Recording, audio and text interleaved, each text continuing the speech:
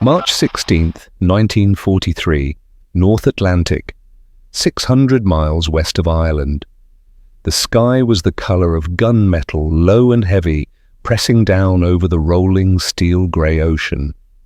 The wind howled across the waves, tearing whitecaps into ghostly plumes. Below, the sea swallowed sound. Above, the distant hum of 4 engines began to rise, steady, rhythmic, and unmistakable. Captain Charles Chuck Fisher gripped the yoke of his consolidated B-24 Liberator Old Crow as the plane fought through the gusts. The crew had been airborne for 9 hours, 9 hours of monotony, broken by brief bursts of terror. The Liberator was a beast to handle, heavy on the controls, thinly armored, and prone to leaking fuel from its long slab-like wings. Ground crews joked it was held together by hope and aluminum. Submariners called it the flying coffin. But this coffin carried radar and death. Fisher glanced to his right. In the co-pilot's seat, Lieutenant James Hanley scanned the horizon through fog-streaked glass eyes, red from exhaustion. Behind them, Sergeant Bill Harper hunched over the ASV Mach 3 radar scope, a glowing green circle flickering with static. They had been sweeping the endless Atlantic for hours, hunting shadows. The crew's voices crackled through the intercom navigator to pilot position roughly 54 degrees north, 20 west. We're on the edge of the gap. Fisher nodded. The gap, that cold, cursed stretch of ocean where no Allied aircraft could reach until just months ago. A blind spot. It was here in this void that German U-boats had slaughtered convoys with impunity. Beneath those waves the hunters waited. 600 feet below the Type VC U-boat U-404 lurked in the depths, its hull groaning softly with pressure. Captain Lieutenant Otto von Bülow stood over the plotting table, a cigarette smouldering in his hand. He was a veteran of the Atlantic campaign, credited with sinking over 20,000 tons of Allied shipping. The British called his wolfpack Seawolf. The Americans called it a nightmare. Surface, von Bülow ordered. Batteries low. Compressed air hissed. The submarine rose, breaking the surface with a slick, oily hiss. The Atlantic wind bit through the open conning tower as sailors scrambled onto deck. Diesel engines roared to life, exhaust spewing into the cold morning air. Somewhere beyond the horizon, they knew another convoy was coming. 40 merchant ships, slow and fat, ploughing east under the protection of destroyers. But the ocean no longer belonged entirely to the wolves. Radar contact. Harper's voice snapped through the B-24's intercom. Fisher leaned forward as a bright dot pulsed across the radar screen, range 10 miles. Bearing 175 degrees, could be weather, Hanley muttered. Harper shook his head. No, sir. It's steady, moving slow, real slow. Fisher's jaw tightened. That's no cloud. That's a sub. He throttled forward. The 4 Pratt and Whitney engines thundered in unison, propelling the Liberator down through the cloud deck. At 2,000 feet, the ocean emerged from the mist, a desolate expanse of steel-blue water flecked with foam. The dot on radar was now 2 miles ahead. Eyes open, boys, Fisher barked. They're out there. Suddenly, the top turret gunner, Sergeant O'Malley, shouted, "Contact, 2 o'clock, 1 mile." Through the cockpit glass they saw it, a dark shape slicing through the waves, a white wake curling behind it. A conning tower, men scrambling. The U-boat had been caught surfacing. Von Bülow heard it before he saw it, a low, droning roar rolling through the wind. His head snapped upward. Against the overcast sky, a silhouette emerged, massive and unmistakable, a B-24 diving hard, its wings glinting. The men on deck froze. For a heartbeat, the commander hesitated. Then he bellowed, "Alarm dive." Dive klaxons screamed. Hatches slammed. Sailors dove below as the sub tilted downward. But the Liberator was already upon them. "Open bomb doors," Fisher shouted. Hanley's hand slammed the release. Metal panels swung open beneath the fuselage. 4 cylindrical depth charges hung ready. The bombardier Lieutenant Ray Dawson squinted through the Northern sight, aligning crosshairs over the U-boat's foaming wake. Steady. Steady. At 400 feet, Dawson hit the release. 4 dark shapes tumbled through the air. Von Bülow's submarine had just slipped beneath the surface when the first charge detonated. The blast ripped through the water, hammering the hull like a giant's fist. Lights flickered, pipes burst, men were thrown against bulkheads. The second explosion followed closer. The sonar operator screamed as the hydrophones shattered. On the surface, geysers of white water shot skyward, fragments of metal rising with them.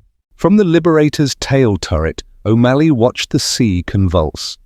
Direct hit, Skipper Fisher didn't celebrate. He circled back, scanning the churning foam. No wreckage, no oil slick, just waves swallowing silence again. "Mark the position," he ordered quietly. "We'll send it to Coastal Command." For a long moment, no one spoke. Then Harper broke the stillness. "Guess the flying Coffin found its teeth." Fisher gave a faint smile, though his eyes stayed on the horizon. "Yeah," he said. And the wolves just heard its growl. The morning after Old Crow's encounter, the crew of U-404 was officially listed as missing. To the Allies, it was another number in a sea of statistics, but to the Kriegsmarine, it was a warning. Something had changed in the Atlantic. By spring 1943, Admiral Dönitz's prized Rudel tactic, the wolfpack doctrine that had once crippled Allied supply lines, was beginning to falter. His submariners still prowled the North Atlantic with ruthless precision, but now they faced a new enemy, not destroyers or corvettes, but the unseen reach of the sky. At RAF Ballykelly in Northern Ireland, crews of Coastal Command gathered in drafty wooden briefing rooms, tracing convoy routes across massive wall maps. The gap, once a black hole in Allied air coverage, had finally been bridged. New long-range patrol bombers, including the B-24 Liberator, could now escort convoys through the dead center of the Atlantic. For the first time since the war began, there was no safe haven left for the U-boats. Yet, few outside these rooms knew how fragile this victory truly was. The Liberator was a plane built for range, not comfort. Its wings stretched an ungainly 110 feet. Its fuselage rattled like a tin drum. When loaded with 2,500 gallons of fuel, 4 depth charges, and a full crew, it was barely manageable in bad weather. Crews wore fleece-lined boots to fight frostbite and kept oxygen masks at the ready for the endless hours above the freezing ocean. Still, the men loved it not because it was elegant, but because it worked. Flight Lieutenant Harold Hal Reese and his crew of No. 120 Squadron were among the first to master this new form of warfare. They had seen the ocean from both sides of survival one week, rescuing sailors from lifeboats, the next dropping death upon submariners. Reese was a calm man with a pilot's stoic face and an engineer's precision. He trusted his instruments more than his instincts, and in 1943 the most important of those instruments was a secret one. ASV radar is live, his navigator reported one night over the Bay of Biscay. The green sweep of the screen revealed a faint echo about 15 miles ahead, too regular for a storm reflection. Reese's heart quickened. Bring her down to 2,000 feet. Infrared on.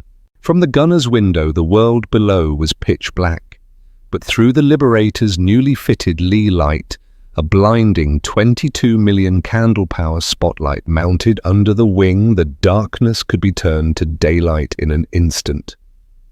The enemy never knew what hit them. At 02:47, Reese gave the signal. The radar echo had strengthened. A faint wake shimmered on the water. Leigh Light on the ocean erupted in white brilliance. A U-boat caught dead on the surface froze in the beam like a deer in headlights. Men scrambled on the deck, pointing and shouting, blinded by the sudden flare. Bomb doors open. The Liberator swooped low, engines screaming as it released 4 depth charges in a tight pattern. The explosions tore through the sea, ripping apart the fragile hull of U-528. Flames and oil spewed across the waves.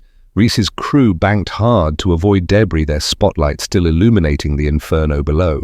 In Berlin, Dönitz read the after-action reports with clenched fists. His U-boat arm, once the pride of Nazi Germany, was being strangled, not by numbers, but by innovation.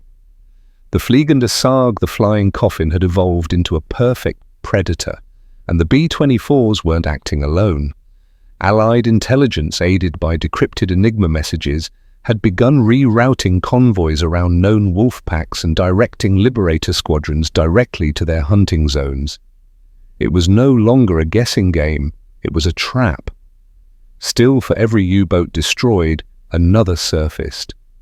By May 1943, the Atlantic became a vast chessboard of death steel against sky, stealth against persistence. One fateful evening, Flight Lieutenant Reese's crew found themselves over the convoy codenamed ONS-5. 42 merchant ships slogging westward from Liverpool, hounded by over 30 U-boats. The convoy zigzagged through storm and sleet as destroyers dropped depth charges blindly into the night. "Radar contact," came the shout once again. But this time, there were multiple blips. "Wolfpack formation," the navigator muttered. "They're coming in waves." Reese's knuckles whitened around the control column. "We stay until sunrise," he said grimly. "If they want the convoy, they'll have to go through us." For the next 5 hours, the sky over the convoy was alive with motion flares, arcing gunfire, flashing torpedoes streaking toward the merchant hulls. The B-24's engines groaned as Reese's crew dove again and again, breaking through clouds to drop flares and mark positions for the escorts below. By dawn, the sea was a graveyard. 8 U-boats destroyed dozens, damaged hundreds of sailors lost beneath the waves. But the convoy survived. It was the turning point of the Atlantic War. Far below, the last surviving German submariners of the Wolfpack watched the flaming wrecks of their comrades drift into the fog. "They see us now," one muttered bitterly. "They see everything." And from that moment on, the hunters knew the Atlantic no longer belonged to them. The battle for the Atlantic had shifted. By summer 1943, the hunters beneath the waves had become the hunted, and the B-24 Liberator, once mocked as ungainly and fragile, was now the most feared silhouette above the sea. At RAF St. Avel in Cornwall, crews returned from missions with salt crusted on their flight suits, eyes hollow from 20-hour sorties. The hangars smelled of oil coffee and damp wool. Mechanics worked through the night under floodlights, hammering dented panels back into shape. No one called it glamorous. It was a grinding war of endurance. Among the aircrews, there was a quiet superstition the B-24 chose: who lived and who didn't. If she liked you, she'd carry you home on fumes and prayer. If she didn't, the Atlantic would keep you. Sergeant Frank O'Malley, tail gunner on Old Crow, had begun marking the frame of his turret with chalk after each mission, 1 line for every U-boat sighted, 2 for every confirmed kill. The aluminum around him was peppered with bullet scars. Some he patched with bits of ration tin. He often thought of the men below the waves. The ones who never came back. He'd seen their faces once through binoculars, young, pale, barely older than himself. When a Liberator caught a submarine on the surface, there was always a moment before the attack, a flash of eyes meeting across distance and fate, and then silence. Captain Fisher had stopped talking about luck. He now spoke of mathematics, the probability of detection, the radius of the radar sweep, the timing of a pattern drop. War had turned into a science of inches and seconds. During a rare spell of clear weather in July 1943, Fisher's squadron was ordered to patrol a corridor north of the Azores. Intelligence suggested a new wave of Type 9 long-range U-boats had been dispatched to harass American convoys bound for Gibraltar. These were larger, more heavily armed, capable of cruising to the Caribbean and back. The briefing officer's voice was cold and matter-of-fact. "They're hunting our tankers. You are hunting them." Hours later, Fisher's crew climbed through thin cirrus at dawn. The ocean below was calm, too calm. Harper sat over the radar scope, tapping the screen to clear static. For nearly 5 hours, nothing appeared. Then just before noon, a faint echo pulsed at the edge of range. "Bearing 210, he said. "Distance 12 miles. The Liberator descended to 1,500 feet, skimming the cloud tops. Fisher peered ahead, scanning for shadows on the water. Then he saw it, a faint oil slick, trailing like a scar across the sea. "Sub's been here," he murmured. "Maybe still is." The radio operator tuned to the convoy frequency, ready to relay coordinates. But before he could speak, the radar signal vanished. "Gone," Harper said. "Dove deep." Fisher made his decision instantly. "Circle and wait. He'll come up." For 2 hours they orbited the slick. The crew grew silent. Then as the sun dipped low, the sea broke a periscope, then a conning tower breaching the surface in a burst of foam. "Target resurfacing, all stations ready." The U-boat commander, Oberleutnant Heinrich Meisel, had no idea he'd surfaced beneath the Liberator's shadow. His men raced to man the deck gun, unaware the enemy had already aligned its run. Leigh Light on a column of white fire pierced the dusk. Meisel shielded his eyes too late. The first depth charge struck 20 yards off his port bow. The blast rolled the submarine sideways. The second tore open the ballast tanks. Within seconds, U-441 was crippled, dead in the water. As the survivors scrambled into lifeboats, Fisher's crew circled once more. O'Malley watched through his turret expression, unreadable. "They're done," he said quietly. Fisher didn't answer. He banked toward the west, the engines droning like distant thunder. That night, back at St. Evil, the crew filed their report. Another victory, another coordinate marked on the map. Yet the celebrations were muted. The men were beginning to understand what domination really meant. Not glory, but exhaustion. The air war over the Atlantic was no longer a duel. It was a relentless harvest. By autumn, Allied aircraft had sunk or disabled over 200 U-boats.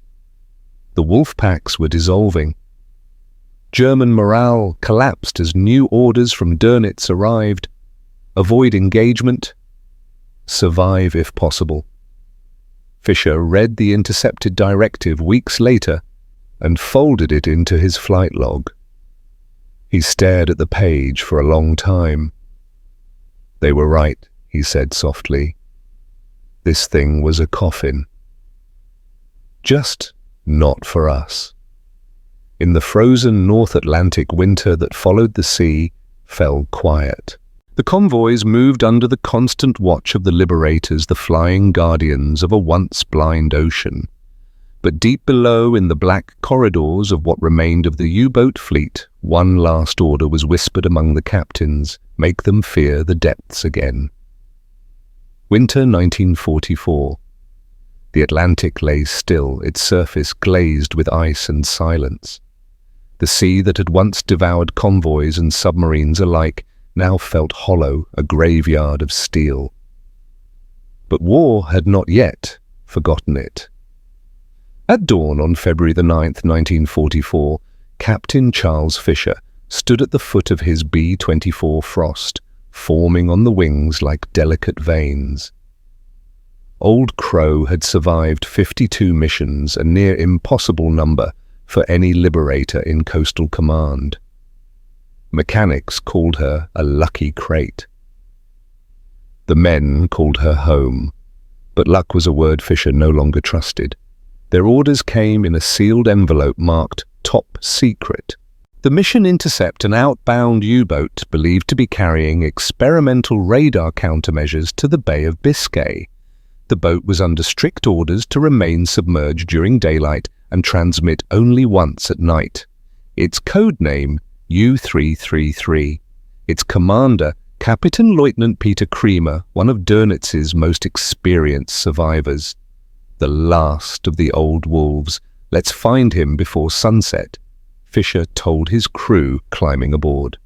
The engines sputtered, coughed, then roared to life, scattering frost into the air. The Liberator rolled down the runway, lifting slowly into the pale morning sky. Hours passed in radio silence. Below them, the North Atlantic stretched endless and white, the low sun throwing shards of light across the waves. Harper hunched over his scope, the steady hum of the radar his only companion. Still nothing, he muttered. Maybe he's slipped through. Hanley leaned back exhausted. If he's submerged all day, we'll never catch him.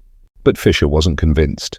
He'd studied Creamer's file. He's bold. He'll risk surfacing. He has to charge.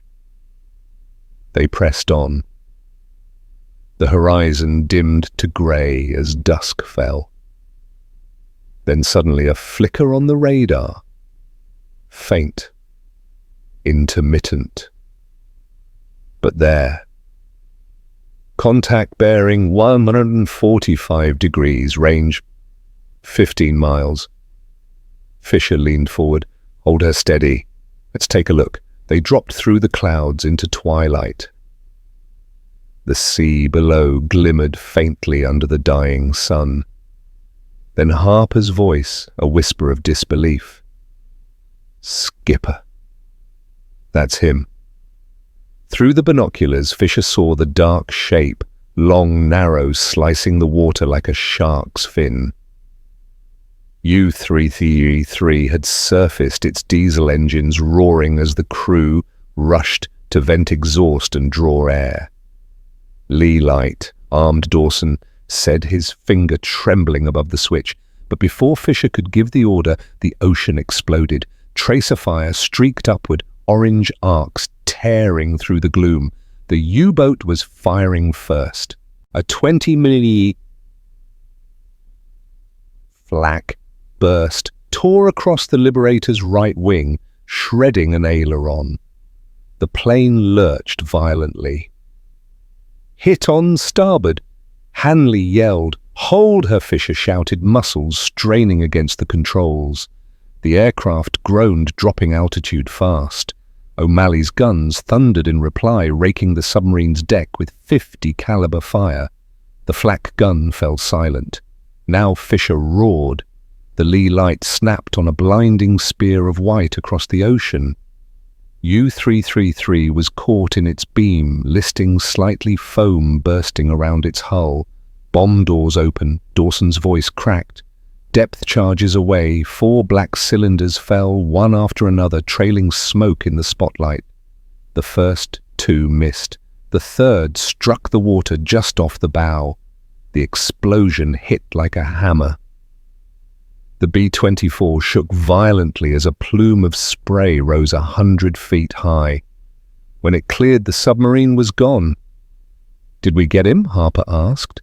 The answer came seconds later, a column of oil and debris boiling to the surface, a torn hatch, a boot fragments of metal rising among the foam.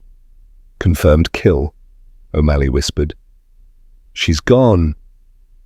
For a long moment, no one spoke. The engines droned on. The sea turned dark again. Then Fisher spoke, his voice hollow. "Mark the position. We're heading home." Back at St. Evil, their return was met with weary handshakes and quiet nods. Another U-boat down, another day the convoys would live, but none of them celebrated. Each man knew for every submarine they destroyed, dozens of lives had vanished beneath the surface. Weeks later, when the Atlantic finally calmed and Allied ships crossed unchallenged, the myth of the flying coffin had transformed into legend. The B-24 had done what no destroyer, no escort, no codebreaker could do. Alone it had made the ocean visible. Historians would later call it the turning of the tide. But for the men who fought it, it was simply survival, a brutal arithmetic between sky and sea. Captain Fisher never flew another mission after that winter. Old Crow was retired, its fuselage riddled with scars, its wings patched and bent. It was towed into a scrapyard in 1945, its engines silent. As the torches began to cut through her frame, a worker found a small inscription carved beneath the cockpit window, the crew's final message to the ocean that had almost claimed them. "We were the hunted. Then we learned to see."